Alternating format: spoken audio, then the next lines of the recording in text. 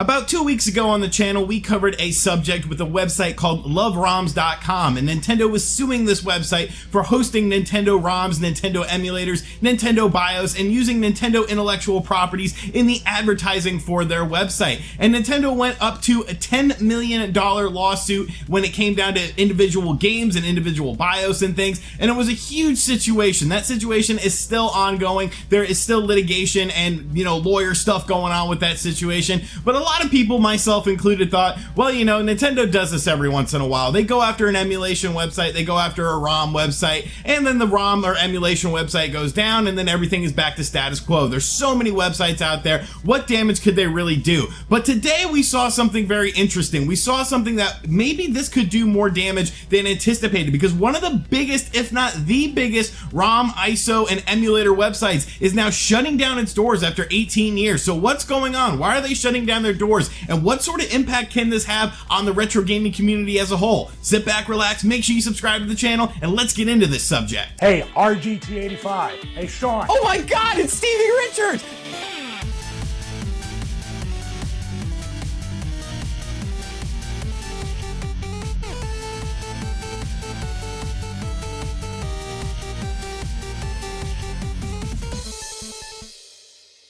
So the website in question that is now shutting down after 18 years of operation is Emu Paradise. And this is a website that I remember using back in like the year 2000 when I was first getting into emulators and ROMs and stuff. This was a website that me and my friends would visit to download NES games. And they, like I've said, they've been around for 18 years. They're arguably the biggest website when it comes to ROMs, emulation, emulators, all that sort of stuff. But after 18 years, they are now shutting down. They're shifting their focus away from ROMs and emulators and into a different territory. So what caused this shift? Is it because they got sued by Nintendo? Did Nintendo send them a cease and desist letter? Well, they actually released a statement talking about this, and I want to go over it because I think it's pretty telling as to what is exactly happening here.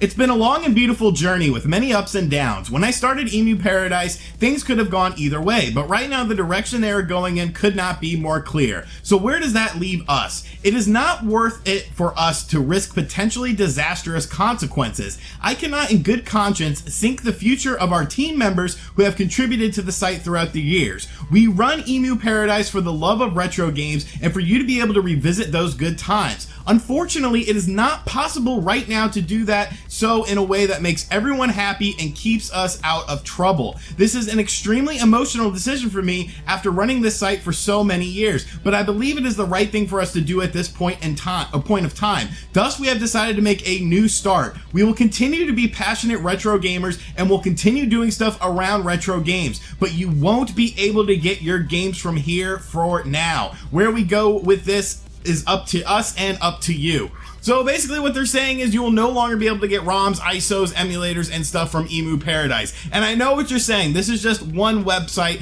What's the big deal? I think the big deal is the bigger story with this. Because obviously the Love ROM situation was not something that just impacted loveroms.com. It is now impacting other major websites when it comes to ROMs and emulation. Basically, these websites are scared. They are scared that they are going to get that same sort of letter from Nintendo that Love ROMs got. And now they're in a situation where there's like $100 million lawsuit levied against them. And it's kind of different when I look at Love ROMs and I look at Emu Paradise, because with Love ROMs I could sort of see why Nintendo might be a little bit extra mad. If you remember, they were using Nintendo properties in their marketing for the website and in their banners and things like that, so it was pretty obvious what sort of audience they were catering to. However, with Emu Paradise, it has a very boring and bland layout. It's not about trying to entice people with that, it's about the actual games and emulators and things like that. And once again, I do have to make this clear. Is Nintendo within their right to do things like this? Of course they are. This is their games, these are their properties, these are their characters. It is not within the realm of possibility for them to be doing things like this because it is their stuff, it is their content. You don't want people taking your content. But in the other breath, it's like, damn man, like there's only so much Nintendo can do to end emulation and piracy. And it's not like every freaking game that was ever released on the NES or Super NES is available on these classic consoles. I know that's what Nintendo is probably saying, you know, oh, well, you could buy an NES Classic or you could buy an SNES Classic and play all these retro games that you're playing illegally on your computer. Oh, you could buy a 3DS and download them through our eShop, or the Wii U and download them through the eShop, because you sure as hell can't do it through the Nintendo Switch. But in that argument, I want to say something like, okay, Nintendo, well, can I download Stack Up or Gyromite? Those are both first-party NES games from Nintendo, but I can't download those, and I technically can't play those without, you know, having robbed the robot. So you can't download these anyway. There is no way for me in 2018 to buy a copy of Stack Up or Gyromite from Nintendo directly. There's no way for me to buy that game and Nintendo see any sort of residual for it. If I were to buy Gyromite, if I were to buy Stack Up, it would be from a third-party source. It would be a used copy of the game. So what's the point? You know, you can't make any money off of a game like Stack Up or Gyromite, which is a first-party intellectual property from Nintendo. Yet, by taking down things like emulator ROMs and websites, it's sort of like, well, are you going to go after the people that are selling your games that are used next? Like, I don't know. It doesn't make sense to me. And I think it's a very different situation from the Love ROMs website, because Emu Paradise did not get a letter of cease and desist from what we know. We're basing this, of course, on what, you know, Emu Paradise said in their press release. But the fact that websites, big websites that are established, websites that have been around for 18 years are now scared of Nintendo, I don't think this sets a good precedent. You also have to remember, a lot of this is for retro gaming preservation. Your cartridge is not going to last forever. Your disc is not going to last forever. And so the only way to play some of these games is via ROMs and via emulation and things of that nature. So it's a very slippery slope that we're getting into. And Nintendo is starting to get that image of where they're shutting down all these websites. What about Sony? How come Sony never really seems to make a big deal about their ISOs, you know, PS1 games, PSP games being on the website? How much money are they actually losing? Do you think that somebody that goes and downloads a ROM or downloads an emulator and then plays the game on their computer, do you think that they anticipated or planned on buying a game directly from Nintendo via either the eShop or an SNES or NES Classic and giving someone their money? No, they just wanted to play the game simply. And by taking away options like that, you could end up limiting your sales. There, like I said in my previous video, I have actually played games via an emulator. I have played games via a ROM or an ISO and then ended up buying that game because I liked it so much, because I actually wanted to own it and I wanted to play it. Some people use it to sample stuff. Some people use it for the homebrew communities. You start going after ROMs and emulators, you start really diminishing the homebrew community. You know, we've seen Nintendo go after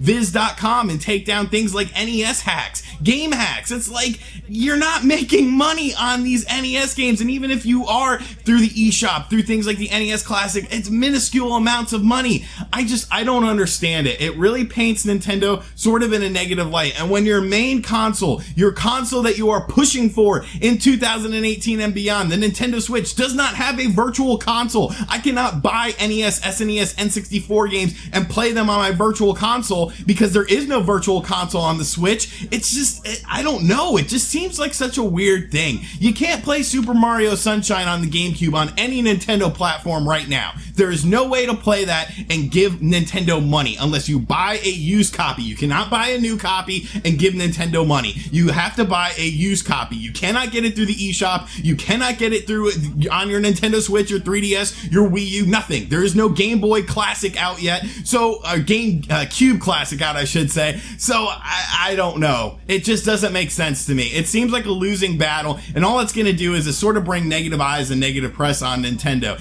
And if Emu Paradise is shutting down, I'm sure a lot of other websites are going to follow suit. Yes, right now in 2018 in August, there are a ton of different ROM and emulator websites. But in 6 months from now, if all these other websites start getting scared and start getting worried about how they're going to get sued and they're going to have Nintendo breathing down their neck, is there going to be that many websites? Is there going to be all of that stuff? Are we going to have to rely strictly on torrents and things like that? I don't know. I really think this is setting an interesting precedent, though, and I really think that retro gaming emulators and ROMs are going to be a very different landscape in a few months, especially if other websites start following suit. Because if other websites start shutting down, all of a sudden these games are becoming harder and harder to find, and it'll be a very strange situation, something that I don't think many of us anticipated ever happening, but here we are. So Emu Paradise, after 18 years, is shutting down because they are scared that Nintendo will sue them. Is Nintendo right? Are they being too aggressive? Of course, like I said, this is their intellectual properties. They are well within their legal limits of doing this, but is it a battle worth fighting? Is it a battle worth getting involved in? I'll let you guys decide that in the comments section down below. I just wanted to bring this to your guys' attention because I think the ramifications could be very big for the retro gaming industry and the video game industry as a whole. Let me know what you think about this situation in the comments section down below. And as always, thank you guys for checking out this video. If you're new to the channel, make sure you subscribe and turn on notifications. And of course, I will catch you guys on the next video. Later.